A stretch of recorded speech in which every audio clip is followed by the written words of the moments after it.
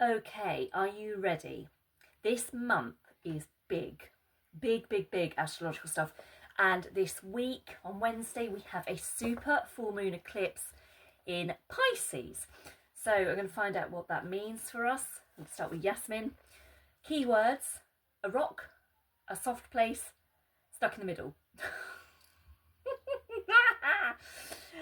Right, this super full moon eclipse brings a feeling that falls somewhere between cosmic soup and psychic mess.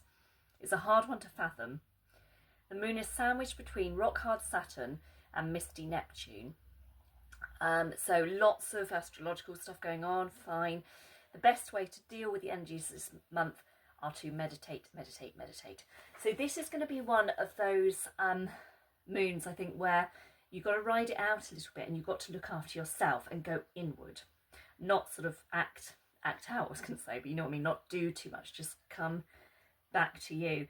It says take a couple of moments out of your earthly life to connect to your higher self, which knows you're safe and all is well, even if you're befuddled by what's going on around you. So last week, I feel like I'm switching between timelines. Do you ever have that feeling where it's like I'm living different lives? Things don't come together. It's really odd. It's really odd. So I don't know if that's to do with this. Because this is a full moon eclipse, it's time to release upsets and dramas. Whether you feel you've done the wrong thing by someone or someone's done the wrong thing by you, now is the time to forgive, even if you don't forget. So it's that releasing, letting go for your own benefit, really. Just as the moon will be moving from Saturn to Neptune under the eclipse, you too can move from thinking about the bad things to connecting to your higher self. Okay. Right. Kirsty, full moon in Pisces.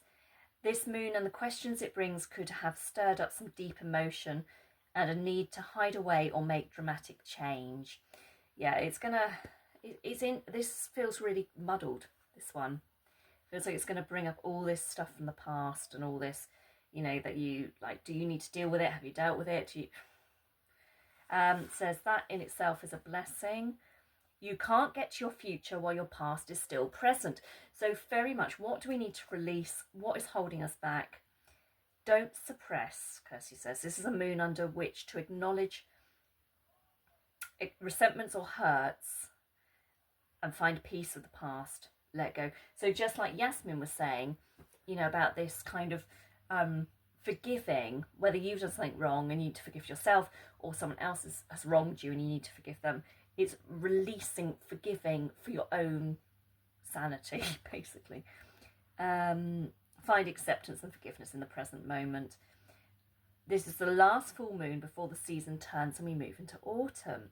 So use the illumination of this full moon to look back over what has happened since the summer solstice back in June, the journey you've been on, the lessons you've learned, what's challenged and what's changed you. The sun in Virgo during this full moon brings themes of grounding, practicality and analysis. So use this full moon to close off the season. We're coming to the end of the summer. We're about to move into autumn. Where have you got to? What can you put a full stop on? What do you need to let go of? Use it to forgive yourself and others. Make a list of all the people you want to forgive, including yourself. And allow your emotions to surface. So let your emotions out.